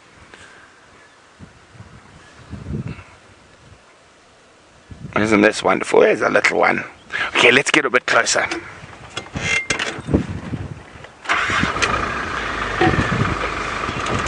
So elephants live in family groups where you've got maybe a mom and a couple of aunties and all their cousins and children all together.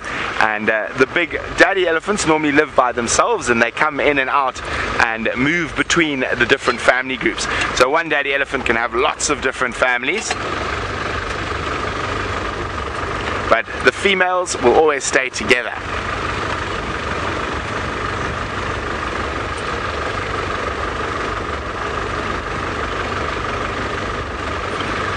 So it's very important when you drive around elephants to drive very slowly. You don't want to make a lot of noise or make a lot of noise with your car, because that might upset them.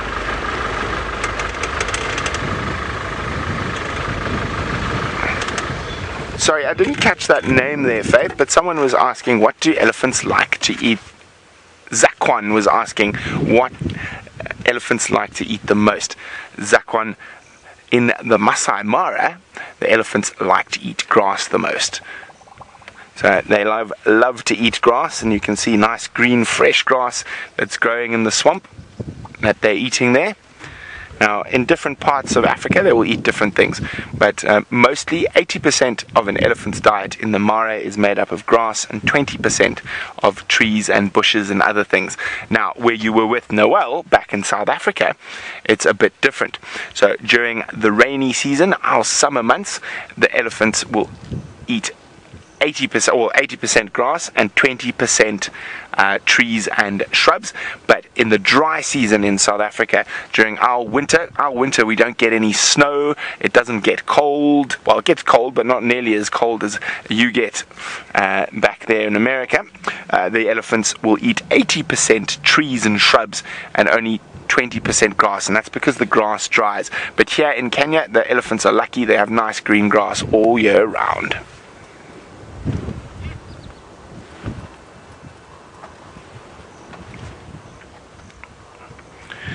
Hello, Wyatt. Wyatt would like to know, how much do elephants weigh? Well, a female elephant, like the one we're looking at there, she weighs probably around 3,000 kilograms, so 3 tons. Big females can go up as far as 3,500 to 4,000 kilograms, but a really big elephant bull normally weighs around 6,000 kilograms, so about double the weight. But the biggest elephant ever recorded in terms of weight-wise weighed 10,000 kilograms, and he was from Angola, another country in Africa.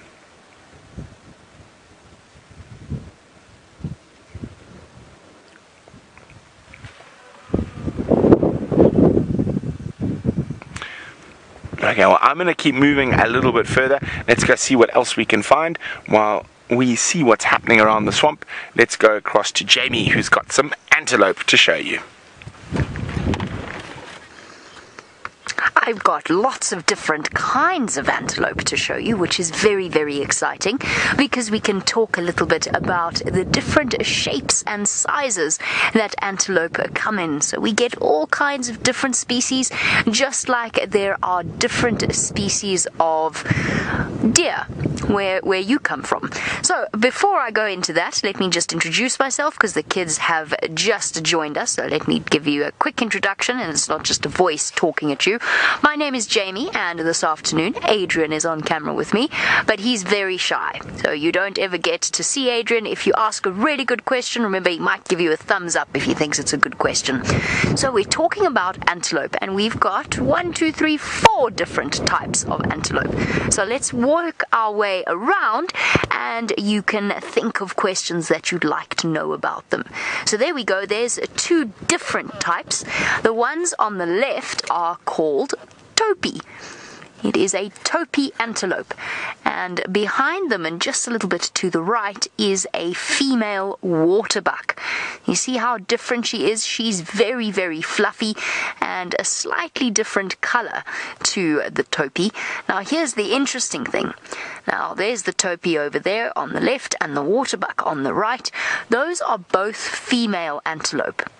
So in certain species of antelope, like the topi, the one on the left, the females also have horns. Now horns are solid bone. Now, what you're looking at, they're not like antlers. They are in fact a solid bone. They do not shed or drop their horns, and the females use them to defend themselves, whereas the males will use them to fight with other males for the right to mate with a female. But some antelope, like the waterbuck, they actually live in quite thick vegetation usually.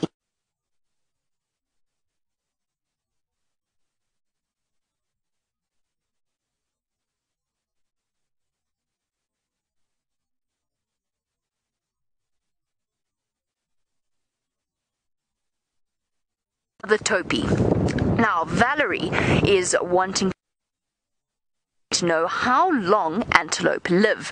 Well, life is tough out here, so there's lots of different predators, and you're probably looking at, for most antelope, only around about 10 or so years. So they can potentially live right up to 20, sometimes even older, but it's very rare for an antelope to live that long in the wild because there's just so many predators. Once they start to get old, then they aren't as quick, they can't run away as quickly, perhaps they're not able to hear the predators as well, and as a result they get caught and eaten. So 10 years, maybe up to 20 years. Now I said that there were 4 different types of antelope here. I've shown you only 2. The other 2 types are in front of us.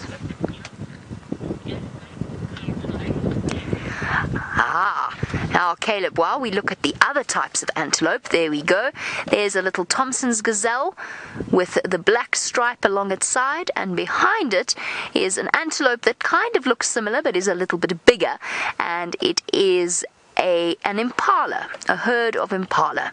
Now Caleb, you want to know, do antelope jump? And if they can jump, how high can they jump? They can jump really, really well. And there are some types of antelope, we might even see them today, called an eland. An eland can jump up to 6 feet or over 6 feet from a standing start. So they don't even need to get a run up. They can jump up really high. Kudu also jump really high. There's lots of different antelope that can jump. Here's the amazing thing, is that antelope don't just jump because they need to. Sometimes they jump to show off. Oh, there's a warthog as well. How many of you spotted the warthog? Well done if you saw the warthog. It was moving in the long grass. I can't see it anymore, but there was another animal there. So, some antelope jump to show off. Now, impala, they do handstands. I bet you don't believe me, but I promise you they do. They do the strange rocking jump, and then they do a handstand, and they throw their legs right up over the tops of their heads, and it's basically to show off just how healthy they are. So they're healthy and strong and fit, and it's their way of displaying to other antelope as well as to predators. There is another type of antelope that you won't see because unfortunately we don't get here, called a springbuck. And a springbuck does something very special called pronking, and that is when they jump up really high, but they arch their backs and they pull their legs together. So they sort of make an arch as they jump, and it's really beautiful to see them all doing it at one time. So antelope can jump. They can also run really fast, up to or over 50 miles an hour sometimes. That's a bit of an exaggeration, 40 miles an hour. So they can run very fast and they can jump very high. They are naturally athletic.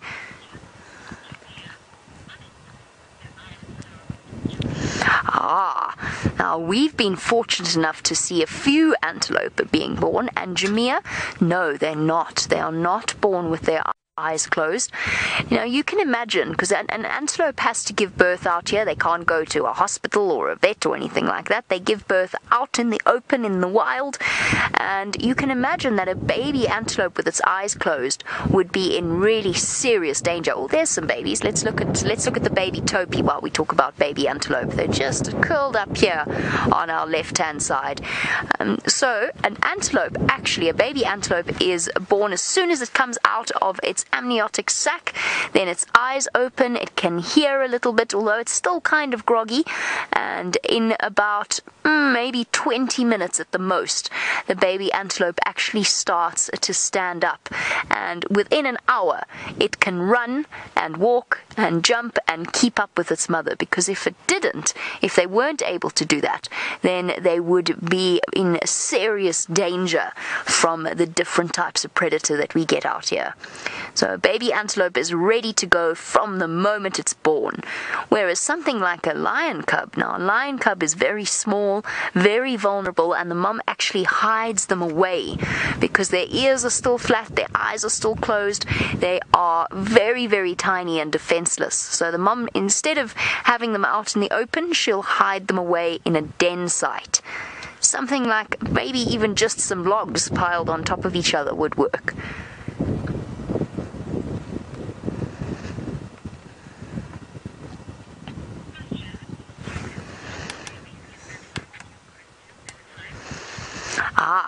Now Logan, because the baby antelope needs to be strong enough to run with the rest of the antelope, they're quite big when they are born, and their legs are quite long. And what that means, to answer your question, is that there's only one baby born at a time.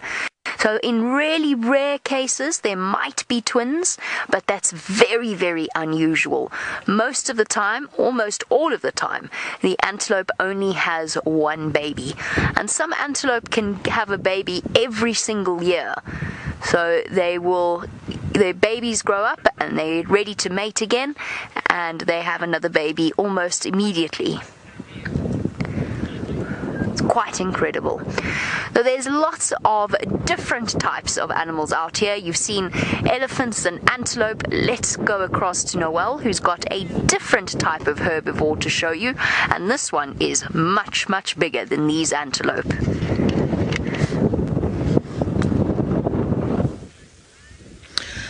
Well, we managed to get a very brief glimpse of that female leopard, but she's moved into a very tricky area where we can't really get the vehicle. So we have now made it all the way to the dam, where you had some hippo and now some Egyptian geese. And here I am, sitting here with the hippo and the Egyptian geese. We're going to give her a little bit of time and see if she goes back into an area where we can view her. And while we're waiting for that to happen, let's give her maybe 20 minutes, we are going to talk about these hippo. So, what would you like to know about hippo? Hippos are pretty amazing. They are related to whales. They're in the same order, the order with the Morphia. And they spend most of their days inside of the water, and then they come out at night to graze. They are grazers. They eat grass. Every now and then they'll eat meat, but it's not the norm. They can see under the water and they can see above the water. They can also communicate under the water and also communicate above the water. They're a very interesting mammal. They're also related to dugongs and manatees. So I'm not sure if you have manatees in Virginia. I do know that you have manatees in Florida. And we get what's similar to a manatee, a dugong, especially in places like Mozambique. That's nice. The hippo's lifting up his head.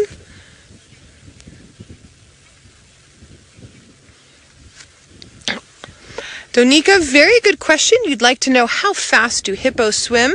They don't actually swim, sweetie. They walk or bounce on the bottom of the water. Now, that being said, that is their normal behavior. 99.9% of the times, that's what they're going to do. The only time I've ever heard of a hippo swimming was during a big flood that happened in another area in Zambia, and a friend of mine watched a hippo swimming sort of upstream, but it's not something they normally do. They have feet like a rhino or like an elephant, as opposed to fins like dugongs and whales.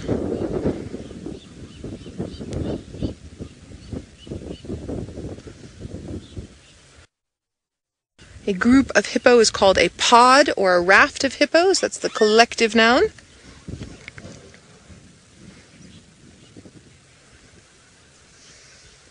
Zaquan, you'd like to know how do hippos protect their babies? A couple of ways. A hippo's jaw is very strong, was what I was trying to say. And it can lift about 170 degrees, 175 degrees, right about like that. And then its bite down is very strong, so it can defend that way. It will also chase off intruders, especially things like crocodiles. It'll sort of chase them away. And then when they're out of the water, then it's a little bit difficult, because something like spotted hyena or lions can definitely get very large hippo as well as small hippo. So their way of keeping their little ones safe from that is to run back into the water, into the deeper water. It doesn't always work, but it works often enough. Now you'll see, oops, just gone under, but you'll see they have a little bit of a pinkish tinge to their skin. Hippos secrete something very special like a sunscreen.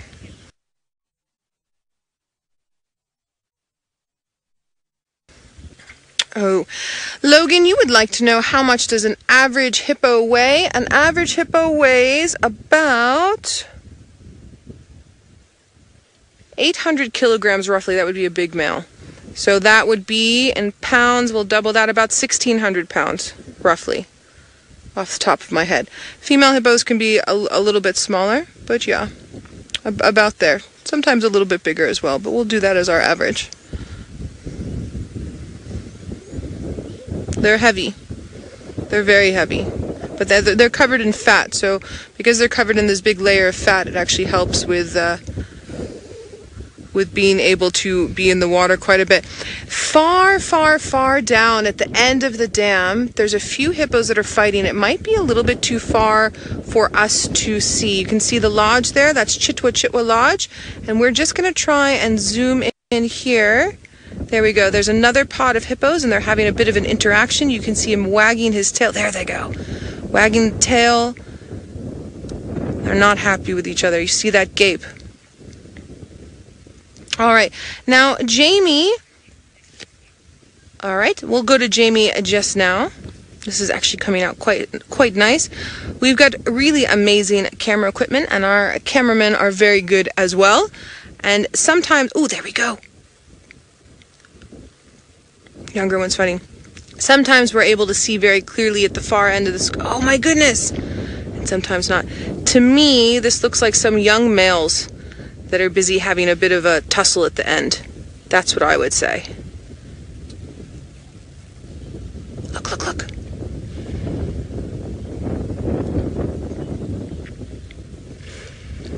And wagging that tail, showing displeasure. If they're larger males, the large males are very territorial, as are grown females. And so they'll wag their tail and sort of spread their tongue. There they go again. Hannah, you're curious to know, how do hippos keep their teeth clean? Well, hippos don't need to use a toothbrush like we do. I think that in general, oh yes, these hippos are really not okay with each other. The other possibility, sorry, it's quite far. The other possibility is that there's some females that are not happy with other females coming in, or possibly females that are not happy with some younger males moving in. I can see a baby there now coming up to a female, so I'm going to go with females and some younger males. Ooh, listen.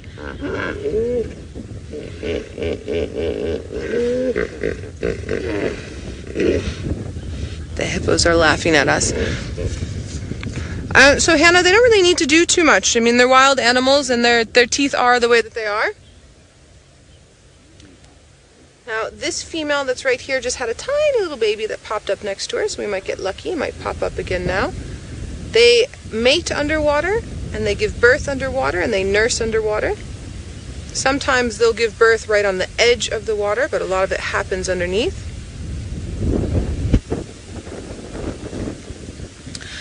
Jocelyn, you totally read my mind. So where I'm sitting right now in South Africa, and where the director is in Kenya, up where Jamie and Brent are. So there's a 10-second delay between our communications sometimes. So I'll say something, and then 10 seconds later, Faith, who's our director, hears it. So Jocelyn, you and I were reading each other's minds completely.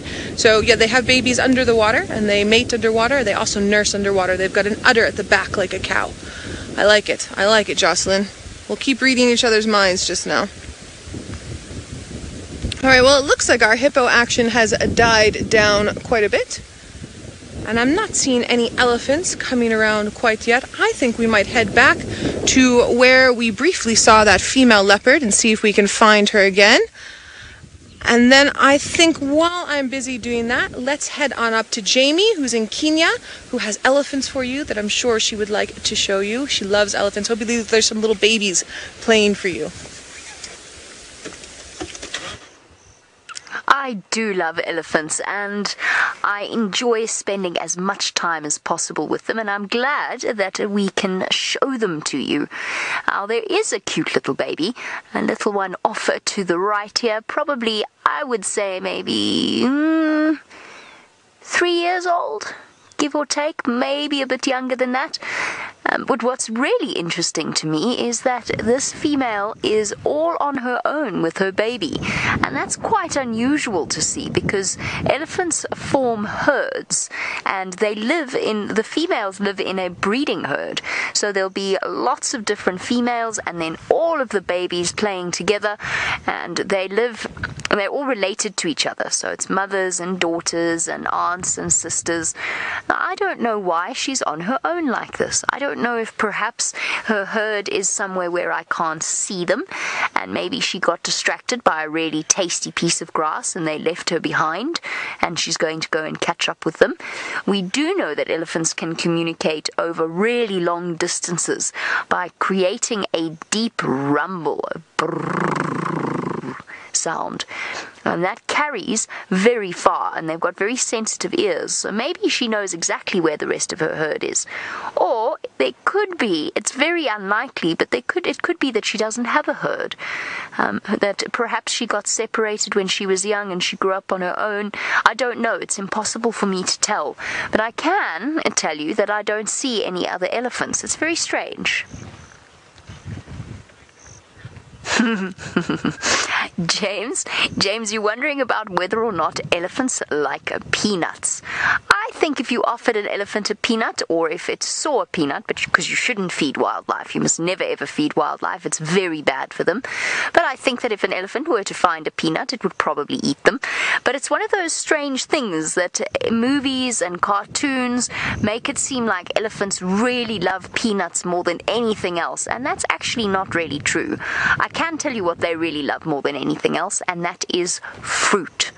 They really like fruit, oranges especially. Oranges, mangoes, anything like that. Elephants love fruit.